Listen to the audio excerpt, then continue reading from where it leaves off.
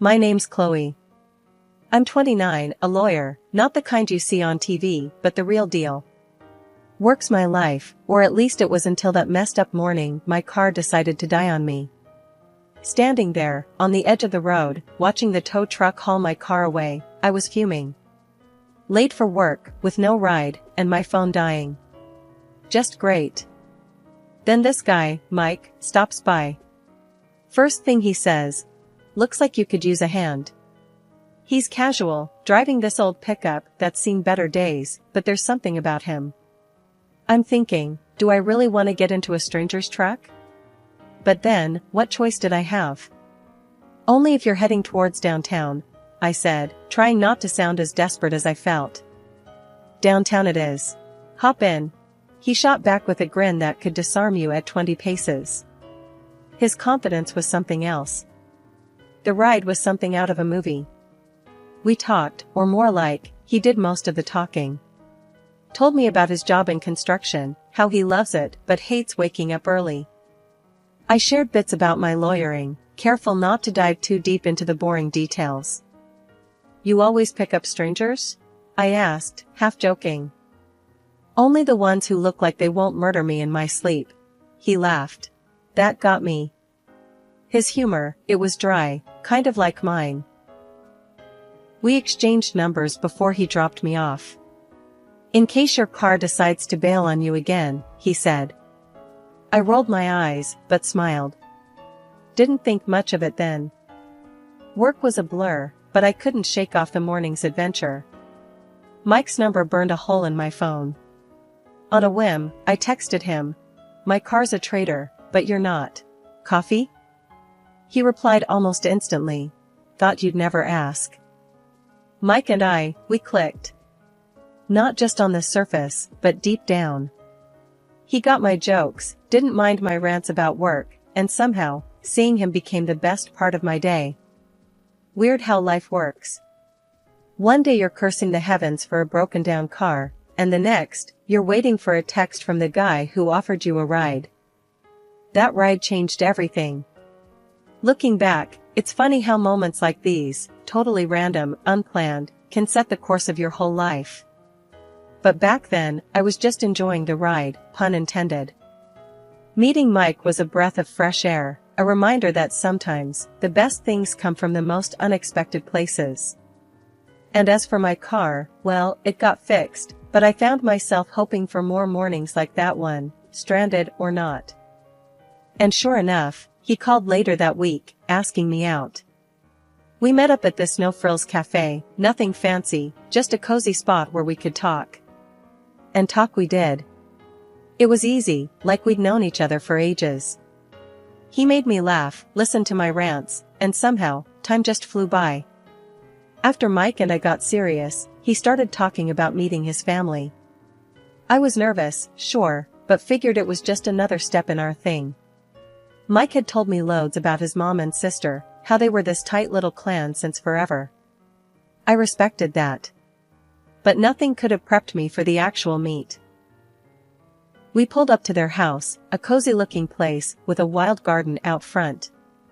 Mike had this brace yourself look as we walked up. Remember, they're a bit intense, he warned, ringing the bell. Intense? I echoed, raising an eyebrow. I'm a lawyer, Mike. I deal with intense for breakfast. The door swung open, and there stood his mom, Carol, and sister, Lucy. First impressions? Carol had the scrutinizing gaze that could peel paint, and Lucy seemed to mirror her, minus a few years. Mike.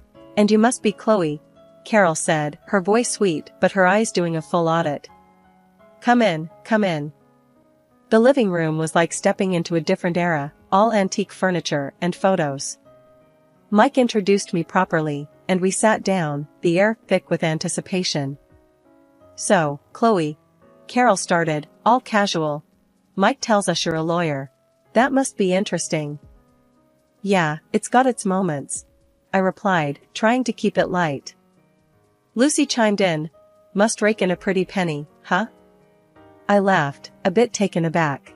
Well, it pays the bills, and then some. Mike shot me a look, a mix of apology and "I told you so." The conversation steered into downright nosy territory real quick. Carol leaned in. "But exactly how much are we talking?" "You know, just out of curiosity." "Ah, trade secret," I quipped, hoping my smile hid my discomfort. Mike tried to change the subject, bless him, but the two were like bloodhounds on a scent. After dinner, which was an interrogation disguised as a meal, I heard them in the living room, speculating about my salary based on the brands I wore and the car I drove. Mike found me in the kitchen, refilling my glass. "Hey, they're just protective. Don't mind them." "Protective?" I muttered, swirling my drink. "Feels more like an inquisition." We tried to make the best of the rest of the evening, but it was clear there was a gap between us and them. As we left, Carol's too sweet goodbye and Lucy's smug wave felt like a challenge. On the drive back, Mike kept apologizing. "They can be a bit much." "I'm sorry, Chloe." "It's fine," I said, though it wasn't, really. Just wasn't expecting the Spanish Inquisition. Mike laughed, that easy sound I'd fallen for. No one expects the Spanish Inquisition. It was our first real test, meeting his family. I thought back to my own, no-nonsense folks who valued privacy and respect. Mike's family was another world, one where boundaries seemed optional and every detail of your life was up for debate. But I liked Mike a lot. Enough to weather a bit of family drama. Still, as we headed home, I couldn't shake the feeling that this was just the beginning. Little did I know how right I was. Marrying Mike was like a whirlwind. Everything happened so fast, from the proposal to planning the wedding. I thought maybe, just maybe, tying the knot would smooth things over with his mom, Carol, and his sister, Lucy. Spoiler alert, I was wrong. Our wedding day was a blur of flowers, vows, and a small sea of faces. Despite the rush, I caught Carol and Lucy throwing looks that could curdle milk. I brushed it off, focusing on Mike and the new chapter we were starting. At the reception, Carol cornered me. "Chloe, dear, this is quite the event. You must have spent a fortune." I forced a smile. "It's a special day. We wanted it to be memorable." Lucy piped up from behind her mom. "Yeah, memorable and expensive. Hope Mike knows what he signed up for." I bit back a sharper retort. "We're both happy. That's what matters." The tension didn't end with the wedding. If anything, it ramped up. Carol and Lucy started dropping by our place unannounced, each visit an exercise in patience. They critiqued everything from my cooking to how I decorated our apartment. One evening, they outdid themselves. Carol, gloved hand and all, dragged her finger across the top of our bookshelf and sked at the dust she found. "Really, Chloe, cleanliness is next to godliness," she said, smirking. Lucy was quick to join in. "Yeah, and I guess we're living among mortals here." I clenched my jaw, counting to 10 in my head. Well, I didn't realize we were hosting royalty. My mistake. Mike, ever the peacemaker, tried to laugh it off. "Come on, you three. Let's not start World War III over a little dust." But the visits grew more frequent and their comments more cutting. I started dreading the sound of the doorbell. Each time they left, I felt more like an intruder in my own home. I finally broke down and told Mike how I was feeling. "Your mom and sister, they're making my life hell. It's like they're marking their territory, and I'm the outsider." Mike looked torn. "I know it's tough, but they're family. They just need time to adjust. I'll talk to them, okay?" But talking seemed to translate to nodding along while they ranted about me not being good enough. Things reached a boiling point one day when they came over, criticizing the dinner I'd made. "This is interesting," Carol said, poking at her food. Lucy snorted. "Interesting is one word for it." Fed up, I snapped. "You know, not everyone can be a Michelin star chef. If you don't like it, maybe next time you can cook." That shut them up for all of 5 seconds. Mike's attempt to smooth things over didn't help much. "Chloe's right. Let's appreciate the effort, okay? The effort felt futile, though. No matter what I did, it was never enough. They wanted me to change, to mold into whatever perfect daughter-in-law image they had in their heads. But that wasn't me. I'd hit my limit with Carol and Lucy's endless nagging and snide remarks. Their arrogance was something else, like they were the queens of some small kingdom and I was the unwelcome commoner. I'd told Mike about how they were grinding me down, hoping he'd step in. His response? "I'll talk to them," he said, his voice so wishy-washy it made me see red. It was clear as day he didn't want to rock the boat, preferring to stand on the sidelines of this mess. That was the last straw for me. I wasn't about to play the silent sufferer in my own home. If Mike wasn't going to stand up to them, I sure as hell would. The next time they decided to grace us with their presence, I had a plan. We were all sitting around the dinner table, the air already thick with tension. I saw my moment and took it. "Mike's got something he wants to say," I declared, throwing him a look that I hoped would light a fire under him. Mike went red, fumbling for words. Yeah. Mom, Lucy, you should really show Chloe some respect," he mumbled, barely meeting anyone's eyes. You could have heard a pin drop. Carol's face went from 0 to furious in a heartbeat. "Respect?" she spat, her anger not aimed at Mike, but squarely at me. "I will not let you cause a rift between my son and me." The room felt like it was spinning. Here we were, the whole sorry mess out in the open. Mike was squirming, looking anywhere but at us. Carol was in full battle mode, and Lucy? She just sat there, smirking like she was watching her favorite show. "I'm not trying to start anything," I shot back, my voice steady even if my insides were anything but. "I'm just saying, this is my home too. I deserve to be treated with some kind of decency." Carol snorted, a sound full of disdain. "Decency? This isn't about decency. It's about you trying to wedge yourself between me and my children." The accusation was ludicrous. All I'd ever wanted was to find some common ground, to be part of their family, not tear it apart. But standing there, facing Carol's wrath and Mike's silence, I felt a cold realization settle in. Maybe this was a battle I couldn't win. As the evening spiraled into a blur of heated words and cold silences, I wondered how we'd ever recover. Mike's half-hearted attempt at support had only thrown gasoline on the fire, and now I was the villain in Carol's story, the woman who dared to stand up for herself.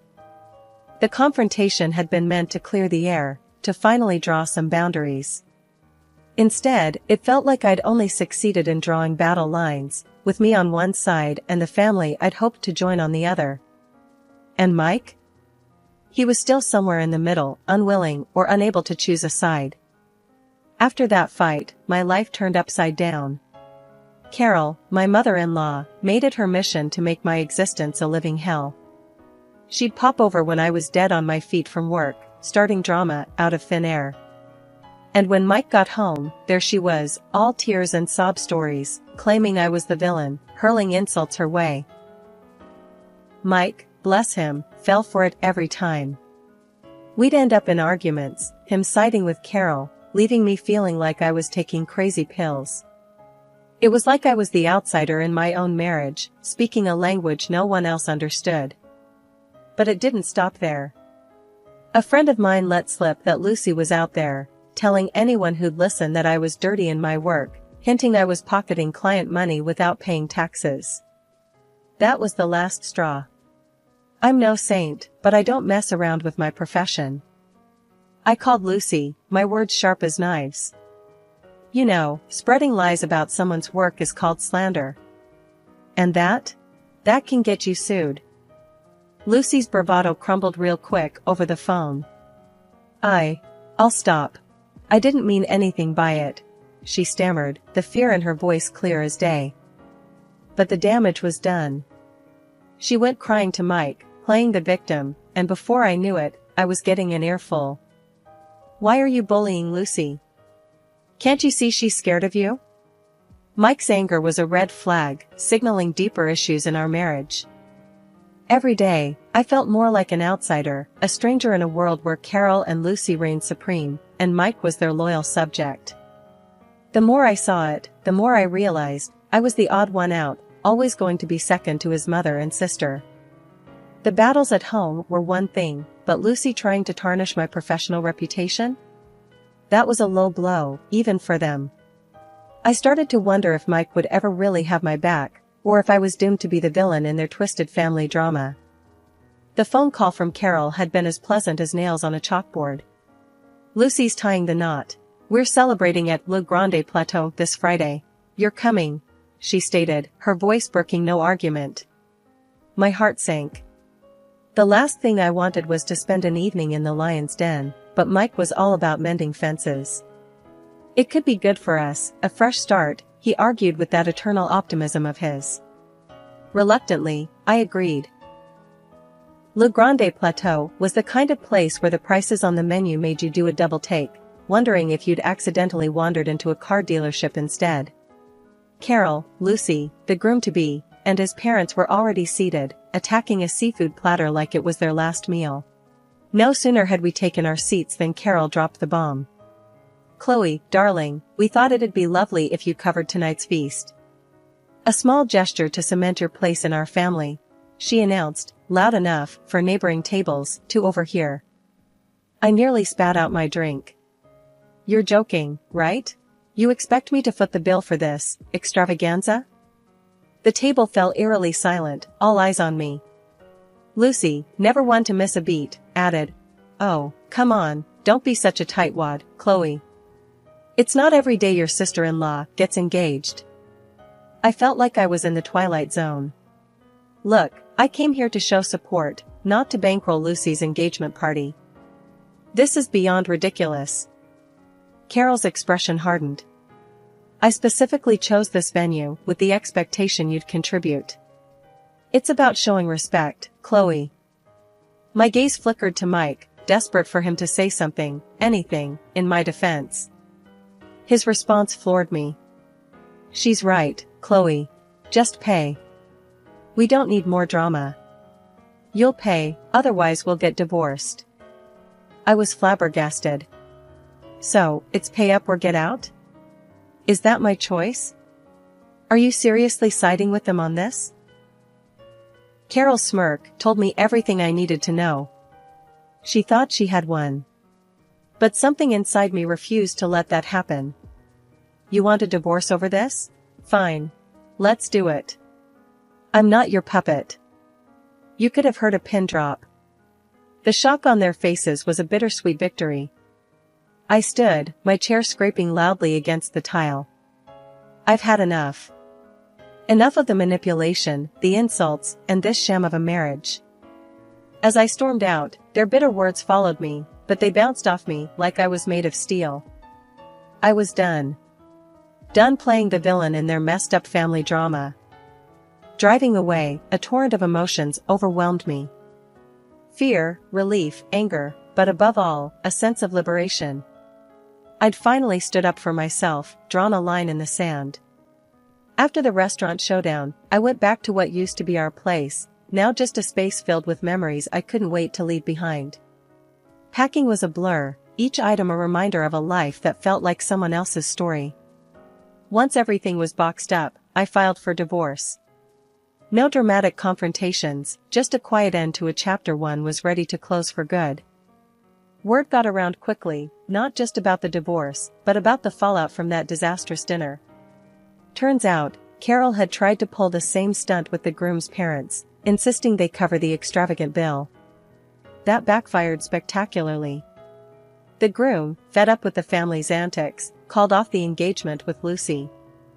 You'd think that'd give them a moment's pause, a second of self-reflection, but no. Instead, Carol and Lucy pinned the blame squarely on me. According to the rumor mill, I was the villain of the piece, a greedy, heartless woman who'd torn their family apart. It would have been laughable if it wasn't so pathetic. The aftermath of that explosive dinner wasn't pretty. Word got around fast, too fast. My phone was buzzing nonstop, texts and calls pouring in from friends and, unfortunately, acquaintances who'd heard some version of the night's events. The rumors were wild, painting me as everything from a heartless villain to a downtrodden victim. I ignored most of them, but it was one call that I couldn't just swipe away, my mom. "Chloe, honey, what's this mess I'm hearing about you and Mike? And something about a restaurant blow up?"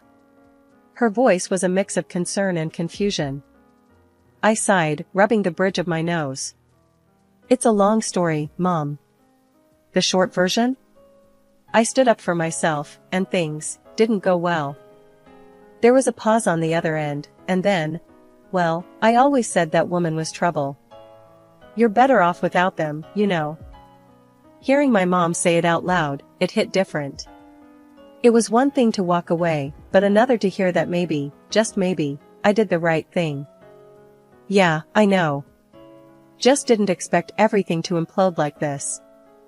A few weeks after I'd moved out, I ran into one of our mutual friends, Jenna, at the coffee shop. She wasted no time diving into the latest gossip. "Chloe, I heard about the split, and everything else.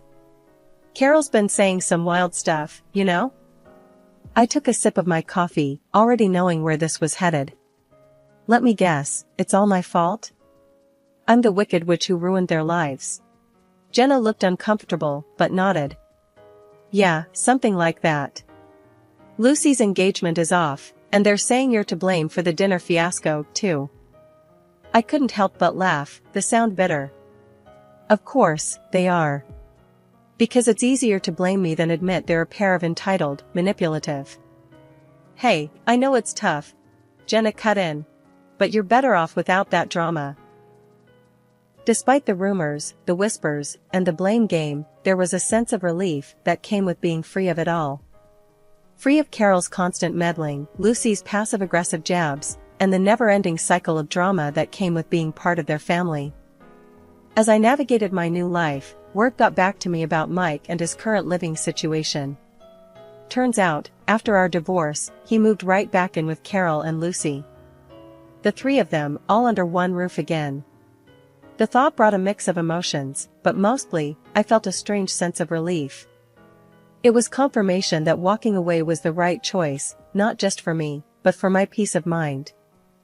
I heard through the grapevine, snippets of conversations at local cafes, and the occasional overheard chat at the grocery store, that their antics hadn't stopped with me. If anything, they ramped up. Stories of Carol's latest schemes and Lucy's outlandish demands were making the rounds, painting a picture of a family consumed by their own greed and arrogance.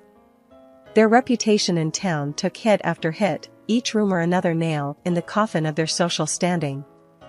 The weeks turned into months, and slowly, the drama that had once consumed my life started to feel like a distant memory. I was settling into my new normal, finding peace in the quiet moments and solace in my work.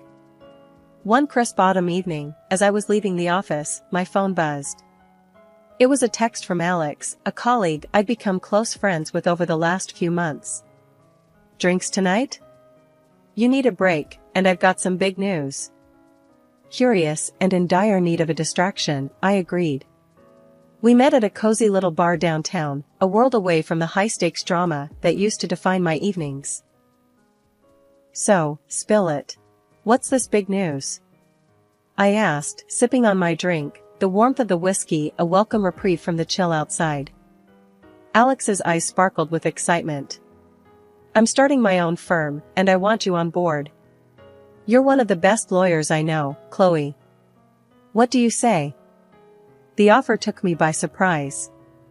It was the kind of opportunity I'd dreamed of, but in the whirlwind of my personal life, I'd forgotten how much I longed for a fresh professional start too.